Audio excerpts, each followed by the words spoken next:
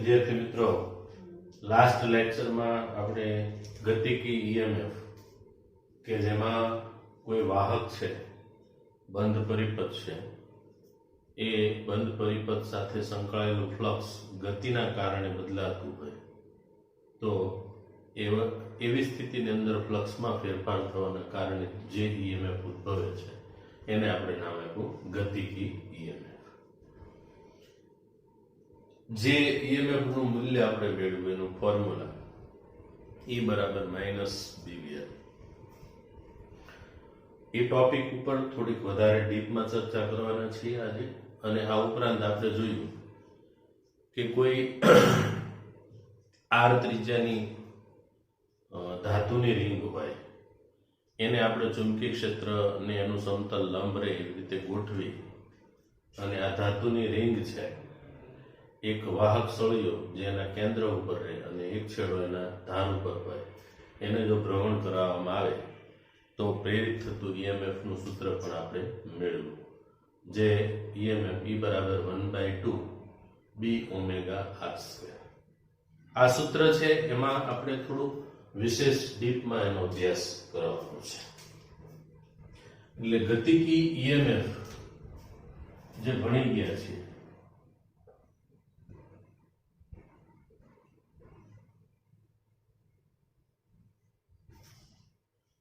એ ગતિકી EMF માં આપણે જોયું કે નિયમિત ચુંબકીય ક્ષેત્ર છે એમાં આપણે એક યુ આકારનો વાહક મૂકી દીધેલો છે અને એ વાહક એવી રીતે મૂકવાનો છે કે જેથી એનું સમતલ ચુંબકીય ક્ષેત્ર છે એને લંબ રૂપે લેવું પડે. એટલે આ રીતે આપણે વાહક છે એને ગોઠવી દીધો, પ્રાઇમ છે યુ આકારની. હવે એની બે ભુજાઓ છે, એની ઉપર એક સળિયો જેને આપણે ભ્રમણ કરાવવાનું છે, ગતિ કરાવવાની છે, એવી રીતે ગતિ કરાવવાની જેથી બે ભુજાઓ સાથે સંપર્કમાં રહેવો જોઈએ. તો આ એક આખો બંધ પરિપથ રચાય છે. અહીંયા B છે એ નિયમિત ચુંબકીય ક્ષેત્ર છે, આ બે ભુજાઓ વચ્ચેનું અંતર L છે અને આ સળિયો છે એનું પ્રારંભિક સ્થાન એ આ છેડાથી x જેટલો દૂર આવેલો છે. આપણે સળિયાને ખસેડીએ છીએ એટલે x બદલાય છે, મતલબ કે આ જે બંધ પરિપથ છે P Q R S, અથવા તમે Q આને નામ આપી દો અને આને S. તો PQ છે એ વાહક સળિયો છે.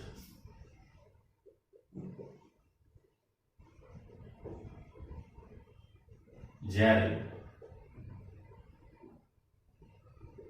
નિયમિત ચુંબકીય ક્ષેત્ર B ને લંબ રૂપે ગતિ કરે ત્યારે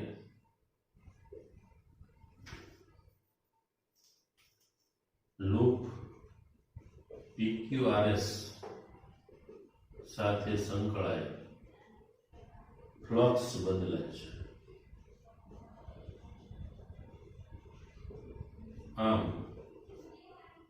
ફ્લક્સમાં ફેરફાર થવાના કારણે ફેરાડેના નિયમ અનુસાર ઈએમએફ ઉદ્ભવે છે. હવે આ જે ઈએમએફ ઉત્પન્ન થાય છે એ ફેરાડેના નિયમ અનુસાર છે એ ઉદ્ભવે છે. આ જે પ્રેરિત ઈએમએફ છે એ આપણે શોધી કાઢ્યું કે ભાઈ પ્રેરિત ઈએમએફ છે એ બરાબર -BVL જેટલું છે. ઉદ્ભવવા પાછળનું કારણ પણ જોયું કે આપણે સળિયાને ગતિ કરાવીએ ત્યારે સળિયાની અંદર રહેલા ધન અને ઋણ એ પણ ગતિ કરે છે અને આ ધન અને ઋણ પર બળ લાગે છે, ચુંબકીય બળ. કારણ કે આપણે આગળ ટોપિક ભણી ગયા છીએ કે જ્યારે કોઈ વિદ્યુતભાર ચુંબકીય ક્ષેત્ર છે એમાં લંબ રૂપે ગતિ કરતો હોય તો એના ઉપર લાગતું ચુંબકીય બળ F બરાબર Q કાઉન્સમાં V ક્રોસ B મહત્તમ હોય, બરાબર. તો F બરાબર QVB sin θ આપણે ભણી ગયા છીએ. તો આટલું ઈએમએફ છે એ ઉદ્ભવે છે. હવે એવું પૂછે કે તમને આમાં પ્રવાહ, તો પ્રેરિત પ્રવાહ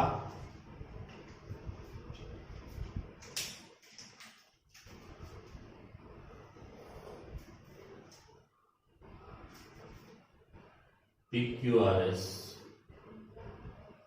બંધ પરિપથમાં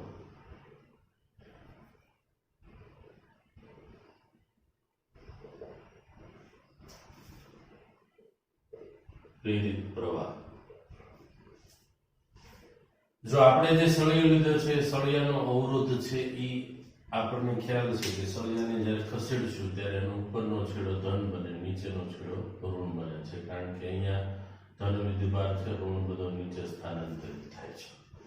એટલે અહીંયા એક પીડી ઉત્પન્ન થયો, પોટેન્શિયલ ડિફરન્સ. વિદ્યુત પ્રવાહ છે એ પસાર થાય છે. હવે આ વિદ્યુત પ્રવાહ પસાર થતો હોય તો આ પ્રેરિત પ્રવાહ એટલે E upon R આપણે લખીએ છીએ. તો E બરાબર તો શું થયું? BVL upon R. તો I બરાબર BVL upon R. એટલો પ્રવાહ છે આ બંધ પરિપથમાંથી વહે છે. એટલો પ્રવાહ પસાર થાય તો અહીંથી જ્યારે પ્રવાહ પસાર થશે તો આ પ્રવાહધારિત તાર કહેવાય. પ્રવાહધારિત તારને ચુંબકીય ક્ષેત્રમાં મૂકીએ એટલે જ્યારે PQ વાહક સળિયામાં I જેટલો પ્રવાહ પસાર થાય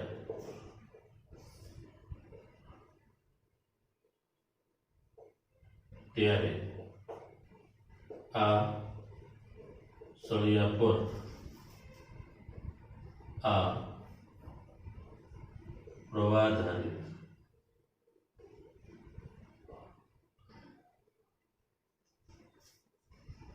સળિયો કૌંસમાં આપણે તાર લખી નાખી, ચુંબકીય ક્ષેત્રમાં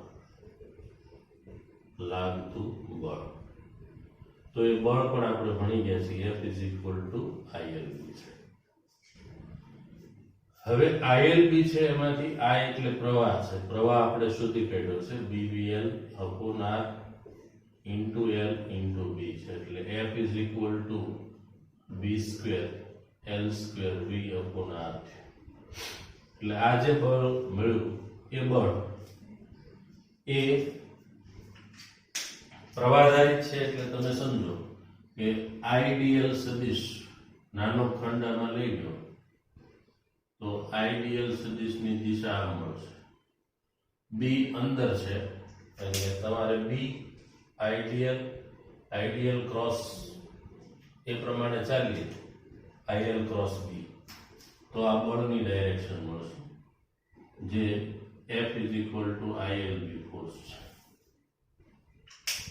તો આ બળ છે એ સળિયાની ગતિનો વિરોધ કરે છે. એને યાદ કરો, લેન્ઝનો નિયમ આપણે ભણી ગયા. લેન્ઝના નિયમ પ્રમાણે જોવા જઈએ તો જેના કારણે ઉદ્ભવ છે એની ગતિનો વિરોધ થાય, એ બળને આપણે નામ આપ્યું લેન્ઝ બળ. એટલે આ જે છે એ લેન્ઝ બળ પણ કહી શકાય.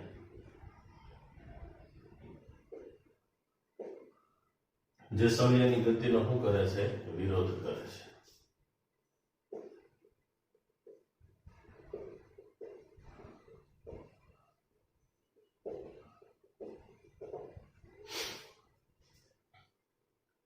હવે તમારે આ જે સળિયો છે એ સળિયાની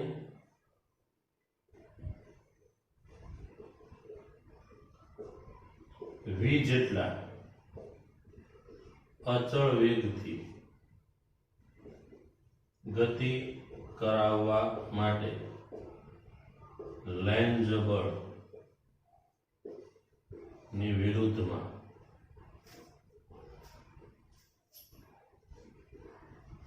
કરવું પડતું, વિરુદ્ધમાં ખર્ચાતો પાવર. તો આનો વેગ છે એ તમારે v જેટલો અચળ રાખવો છે. આપ જે બળ લાગે છે એટલે તમારે જે બળ લગાડવું પડશે એ આ ડાયરેક્શનમાં લગાડવું પડે, જેથી લેન્સ બળ અને આપણે લગાડેલું બળ એને આપણે યાંત્રિક પાવર કહેશું. અને પાવર એટલે F × V આપણે ભણી ગયા છીએ. તો આટલો જે પાવર છે એ મારે ખર્ચાય છે, એટલે ખર્ચાતો પાવર છે એને P બરાબર F × V કહી દઈએ. તો F એટલે લેન્સ બળ છે જે આપણે ઉપર શોધી કાઢ્યું, B² L² V upon R અને into V થયું, એટલે આ પાવર મળી ગયો આપણને B² L² V² upon R. આટલો પાવર છે એ આપણો ખર્ચાય છે. તો આપણો જે ખર્ચાયેલો પાવર છે એ આપણને વપરાય છે, તો કોઈ ઉર્જા વપરાણી છે એની સામે આપણને કોઈ ઉર્જા મળેલી હોવી જોઈએ. તો આપણે ચેક કરીએ કે ભાઈ આ જે કાંઈ છે એ આપણે એવું ગણીએ કે આ મિકેનિકલ પાવર કહેવાય.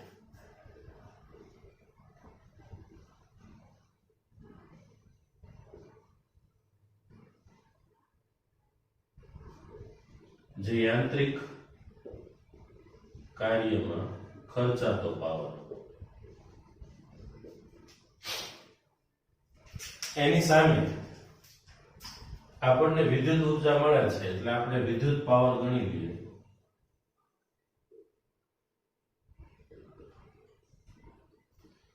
તો વિદ્યુત પાવરમાં તો તમે ભણી ગયા છો, વિદ્યુત પાવર એટલે P = EI થયો. હવે EI એટલે E એટલે EMF. EMF અહીંયા સળિયો ગતિ કરાવી એટલે કેટલું ઉત્પન્ન થાય છે તો કે BVL. પ્રવાહ કેટલો રચાય છે તો કે પ્રવાહ E/R, તો આપણી પાસે છે તે BVL/R. આ બેનો ગુણાકાર કરી દો એટલે B² V² L² R. તો આ જે પાવર મળ્યો આપણને એ ઇલેક્ટ્રિકલ પાવર મળ્યો, વિદ્યુત પાવર મળ્યો. આનો અર્થ આપણે એવો કાઢી શકીએ કે જેટલો આપણો યાંત્રિક પાવર વપરાય છે એની સામે આપણને વિદ્યુત પાવર મળે છે.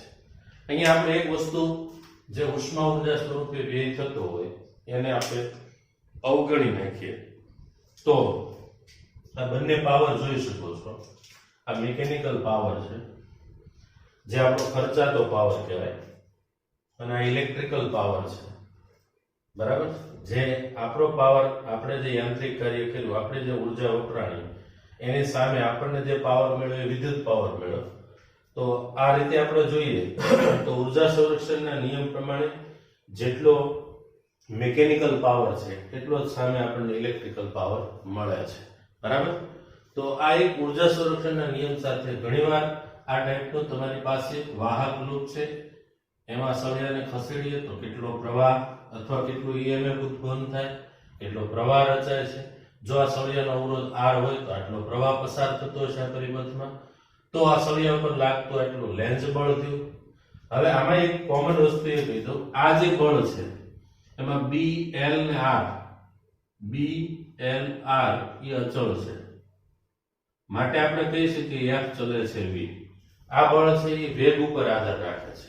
જેમ વેગ વધારે હશે એમ આ બળ વધારે ઉદ્ભવવાનું છે, જેમ વેગ ઓછો હશે એમાં, એટલે લેન્સ બળ છે એ વેગ આધારિત બળ છે, જે વેગ આધારિત બળ છે, બરાબર.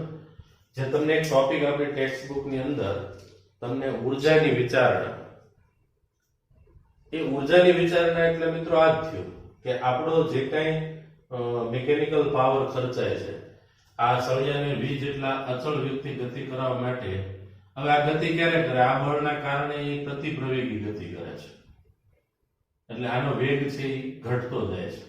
આનો વેગ અચળ રાખવો હોય તો આ બળ લાગે છે એટલું જ સામે આ બળ લાગવું જોઈએ. તો આ બે બળ એવા છે જે એકબીજાની પરસ્પર વિરુદ્ધ દિશામાં છે, એટલે આ એકબીજાની અસર નાબૂદ કરે તો આની ઉપર લાગતું બળ છે એ શૂન્ય થઈ જાય, પરિણામી બળ. અને જ્યારે કોઈ તંત્ર ઉપર લાગતું પરિણામી બળ શૂન્ય થઈ જાય ત્યારે મિત્રો ન્યૂટનનો છે પહેલો નિયમ યાદ કરીએ કે જ્યાં સુધી કોઈ પદાર્થ ઉપર ચોખ્ખું બાહ્ય બળ ન લાગે ત્યાં સુધી સ્થિર પદાર્થ સ્થિર રહે અને ગતિમાન પદાર્થ અચળ વેગથી ગતિ ચાલુ રાખે છે. તો આ સળિયાનો વેગ અચળ રાખવા માટે જેટલું લેન્ઝ બળ લાગે છે એટલું જ સામે આપણે અથવા જેટલો લેન્ઝ ફોર્સ જે છે એટલું જ બળ એની વિરુદ્ધ દિશામાં લગાડવું પડે તો આ વેગ છે એ અચળ રહે. ઓકે, તો જે એ ટોપિક છે આગળનો ઉર્જાની વિચારણા એને સમજાવવા માટેનો મેં આ પ્રયત્ન કર્યો છે કે આપણો જેટલો મિકેનિકલ પાવર ખર્ચાય છે એટલો જ સામે આપણને વિદ્યુત પાવર મળે છે. તો એક ઉર્જાનું બીજી ઉર્જામાં શું થયું કહેવાય? રૂપાંતર થયું. બરાબર? તો આ ટોપિક છે એ અગત્યનો છે, નોટ કરી લેજો મિત્રો.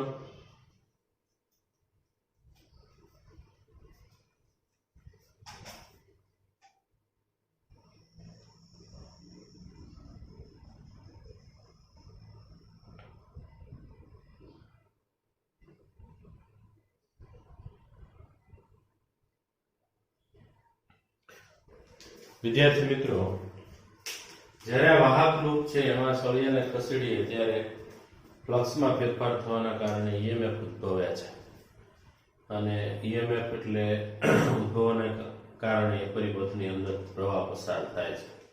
પ્રવાહ પસાર થાય છે એટલે પરિપથમાંથી વહેતો પ્રવાહ ખરેખર તો એકચ્યુઅલમાં વિદ્યુત ભાર છે એનું વહન થતું હોય. તો આપણે ફેરાડેનો નિયમ જે છે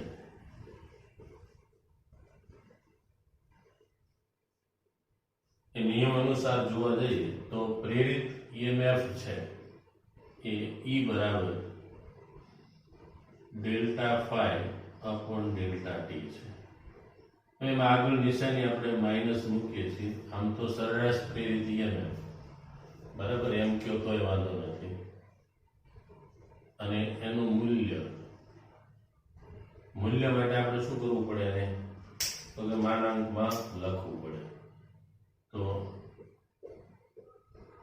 delta phi upon delta T.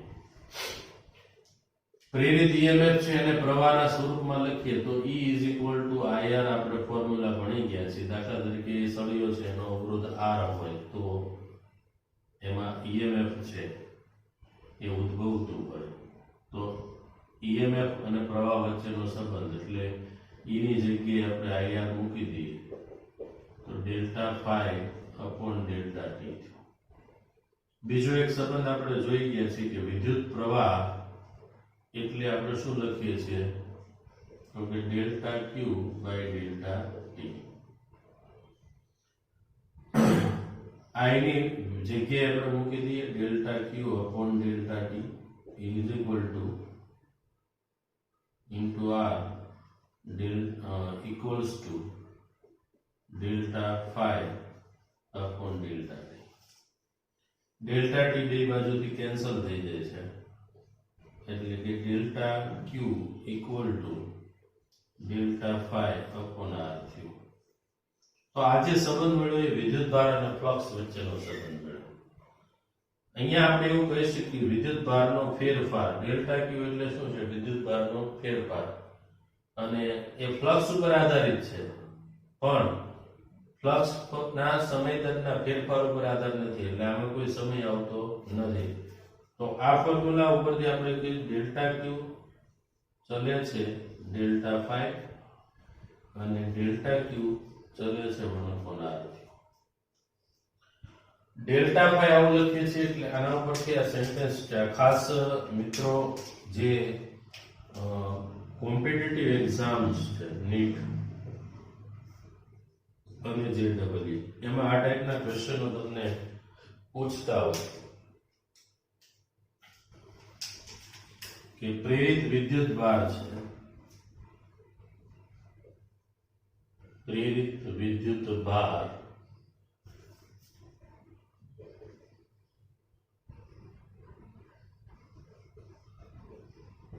એ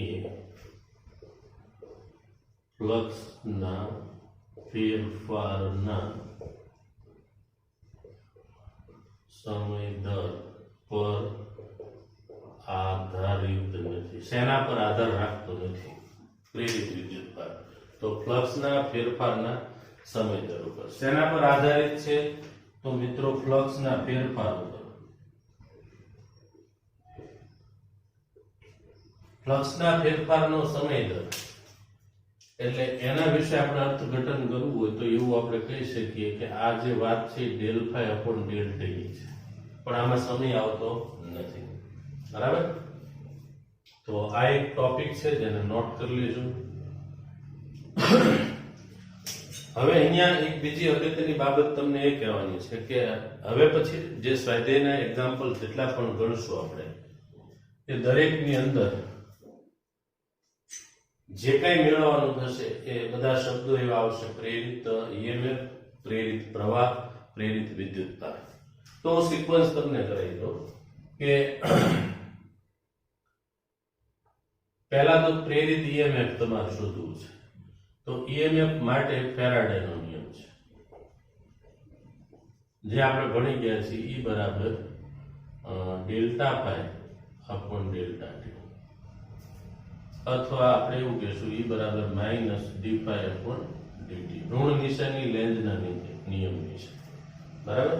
કારણ કે આ ઉદ્ભવવાનું ઈએમએફ છે એ હંમેશા એવી રીતે ઉદ્ભવશે કે જેના ગતિના કારણે ઉદ્ભવ છે એનો ગતિનો વિરોધ થાય. આ રીતે હોય તો એને સરેરાશ પ્રેરિત કહેવાય.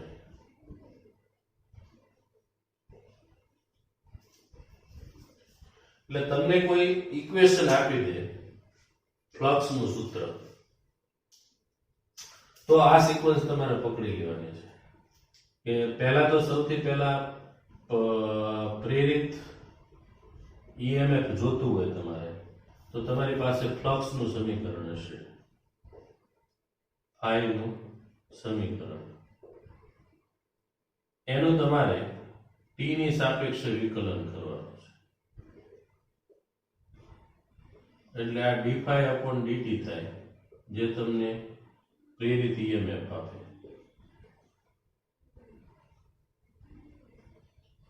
આ જે સૂત્ર છે એના પરથી જ્યારે તમારી પાસે પ્રેરિત પ્રવાહ માંગ્યો હોય તો પ્રેરિત પ્રવાહ એટલે I બરાબર E અપોન R થાય. અને આના ઉપરથી જ્યારે તમારી પાસે પ્રેરિત વિદ્યુત ભાર માંગ્યો હોય તો પ્રેરિત વિદ્યુત ભાર મેળવવો હોય તો I ની જગ્યાએ આપણે વેલ્યુ મૂકી દેવાની છે delta Q upon delta T અને E અપોન R થયું. એટલે delta Q equals to E upon R into delta T થાય. આ રીતે મેળવવાનું થશે. એઝ ફોર એક્ઝામ્પલ, દાખલા તરીકે કોઈ ગૂંચળા સાથે સંકળાયેલું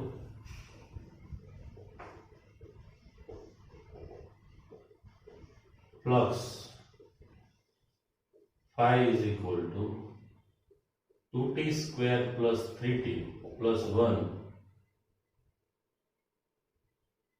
જે સમય સાથે બદલાય છે.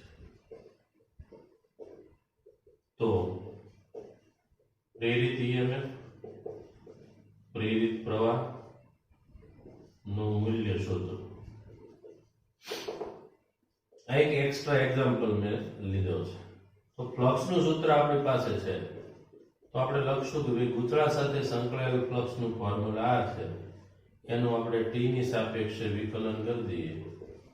તો ટી ની સાપેક્ષે વિકલન કરીએ તો અહીં લખાશે d phi upon dt is equal to, વિકલન કરીએ એટલે 4t થશે, ઘાત આગળ આવે અને એક ઘાત ઘટાડી દઈએ, અહીંયા 3 થશે. તો આ પ્રેરિત ઈએમએફ નું ફોર્મ્યુલા એટલું મળી ગયું. આ સૂત્ર મળ્યું. હવે તમને કીધેલું છે કે બદલાય છે તો ટી બરાબર 2 સેકન્ડે પ્રેરિત ઈએમએફ 2 સેકન્ડ એટલે ટી ની વેલ્યુ મૂકી દો તો 8 + 3 એટલે 11 વોલ્ટ થાય પ્રેરિત ઈએમએફ. અને આપણને આ મળી જાય પછી અવરોધ આપી દીધો હોય કે ભાઈ જે કઈ લૂપ છે એ લૂપનો અવરોધ એટલો છે તો એના પરથી આપણે પ્રવાહ શોધી શકીએ. બરાબર? તો આ બધી જે વિગતો છે એ JEE ની એક્ઝામ હોય કે નીટ ની એક્ઝામ હોય કે પછી ગુજકેટ હોય એની માટે કામની વિગતો છે. આને નોટ કરી લેશો મિત્રો.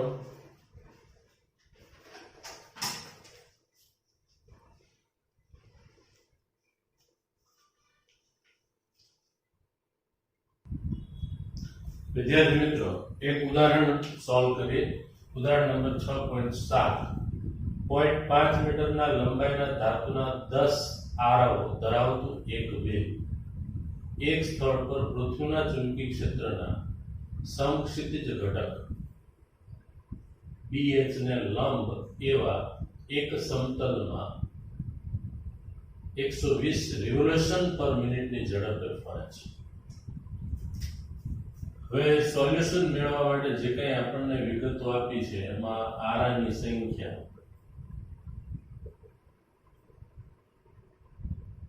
કેપિટલ N 10 આવે છે. પૃથ્વીનો ચુંબકીય ક્ષેત્રનો ઘટક 0.4 ગોસ છે, એટલે 0.4 into 10⁻⁻⁴ થાય. ઓમેગા 120 રિવોલ્યુશન પર મિનિટ. આમાંથી રેડિયન પર સેકન્ડ ફેરવવા હોય તો 120 ગુણ્યા 2π કરો અને રેડિયન પર સેકન્ડમાં ફેરવવા માટે મિનિટ છે તો ભાગ્યા આપણે કરી દઈએ 1 મિનિટના સેકન્ડ 60 એટલે 4π રેડિયન અપોન સેકન્ડ થાય. આ યાદ રાખજો. રિવોલ્યુશન પ્રતિ મિનિટ પ્રતિ સેકન્ડ હોય તો એમાંથી તમારે રોટેશન પર સેકન્ડ હોય તો એમાંથી તમારે રેડિયન પર સેકન્ડમાં ફેરવવું પડે. તો પ્રેરિત EMF શોધવાનું છે. હવે કોઈ વ્હીલ છે,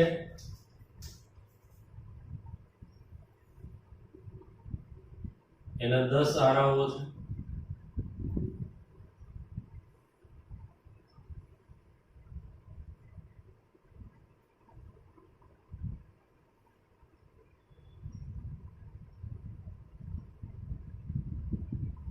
સમજો 10 આરાઓ છે.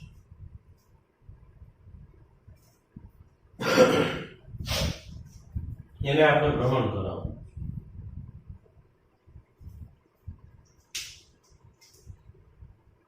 અને પૃથ્વીનો ચુંબકીય ક્ષેત્રનો સમક્ષિતિજ ઘટક સમજો કે ચુંબકીય ક્ષેત્ર આ પ્રમાણે થયું.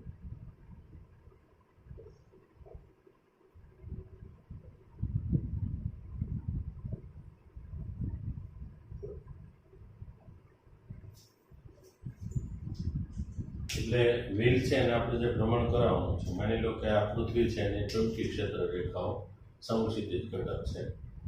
કારણ કે આપણે આ સ્થિતિમાં વધારે ખ્યાલ આવશે તમને.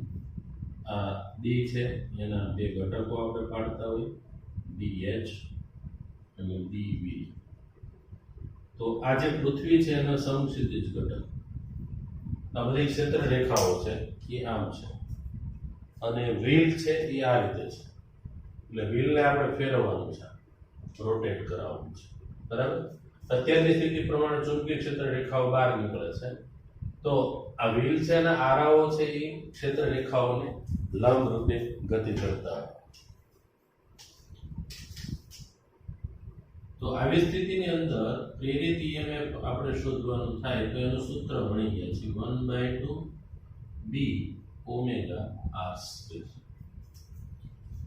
હવે અહીંયા B ની જગ્યાએ આપણે BH લઈ લેવાનું એટલે 1/2 BH એટલે સમક્ષિતિજ ઘટક છે જે 0.4 ગુણ્યા 10⁻⁴ છે.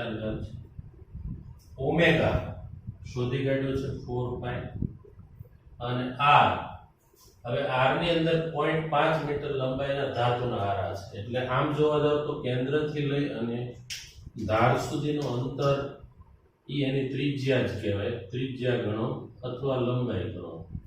બરાબર. આરાની તો એ પણ આપણને ઓલરેડી આપી દીધું છે 0.5 મીટર નો સ્ક્વેર. એટલે અહીંયા એક ભૌતિક રાશિ આપણે ઉમેરી દઈએ કે આપણને R પણ આપી દીધેલો છે 0.5 મીટર અને પ્રેરિત EMF. તો કેન્સલ થતું એક વખત જોઈ લઈએ.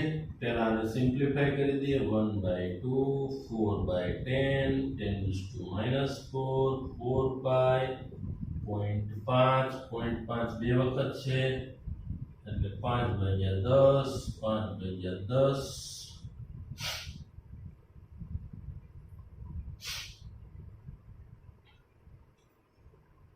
તો 10⁻⁴ 1 2 3 ઉપર જશે એટલે 7 5 છે એટલે અહીંયા 2 5 છે અહીંયા 2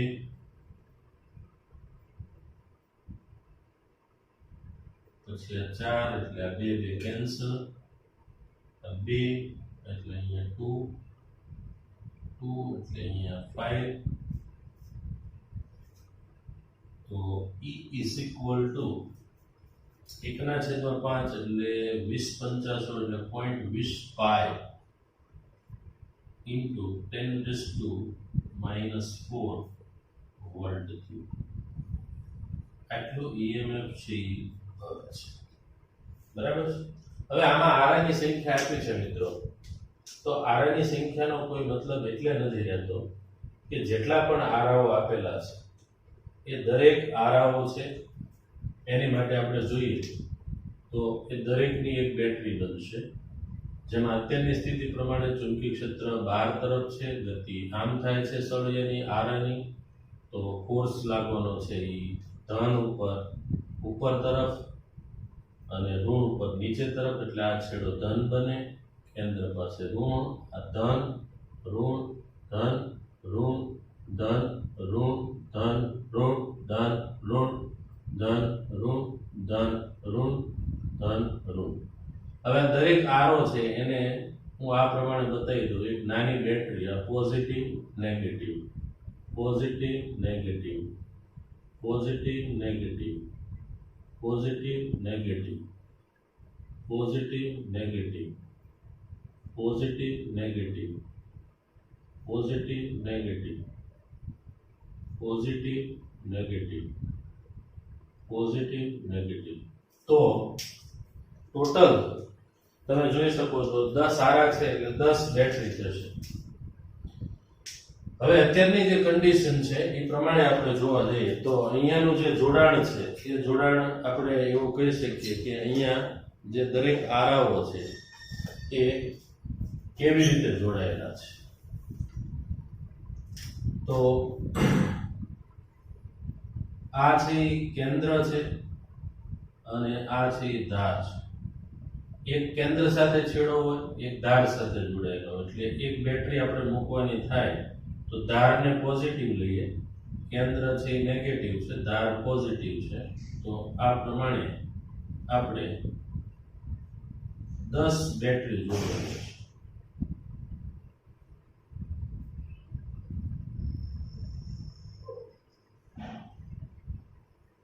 કેટલી જોડવાની છે? 10 ટોટલ. એટલે E1 થી લઈ અને E10.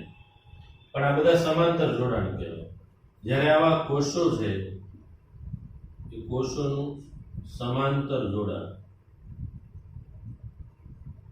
નું સમતુલ્ય, ત્યારે એનું સૂત્ર છે કે પ્રેરિત EMF કુલ જોતું હોય તો બધાનો સરવાળો કરી દેવાનો, જેટલા પણ આરા હોય એમાં ઉદ્ભવતું, એમાં સંખ્યા લખી નાખવાની છેદમાં. તો એકનું આપણે ઈ ગણી નાખીએ, બીજાનું ઈ, એમ ટોટલ ગણવા જાય તો 10 નું 10 ઈ થાય. છેદમાં આરાની સંખ્યા 10 છે એટલે 10 કેન્સલ થઈ જાય. તો જે પ્રેરિત EMF છે ઈ એટલું ને એટલું જ રહે છે. બરાબર? એટલે આમાં આરાનું સંખ્યાનું કોઈ મહત્વ છે નહીં. બરાબર છે? તો નોટ કરી લેજો મિત્રો. ફરી પાછા આપણે નેક્સ્ટ લેક્ચરની અંદર મળશું. આજે જે કંઈ ચાલ્યું છે એ હોમવર્કમાં ફરજિયાતપણે 2 વખત લખવાનું છે. નેક્સ્ટ ટાઈમ આપણે જે કંઈ ટોપિક આગળ જે ભણી ગયા છે એનો વધારે ડીપમાં ચર્ચા કરવાના છે, એટલે સ્વાધ્યાયના જે કંઈ એક્ઝામ્પલ્સ છે એને આપણે સોલ્વ કરશું. Okay, thank you.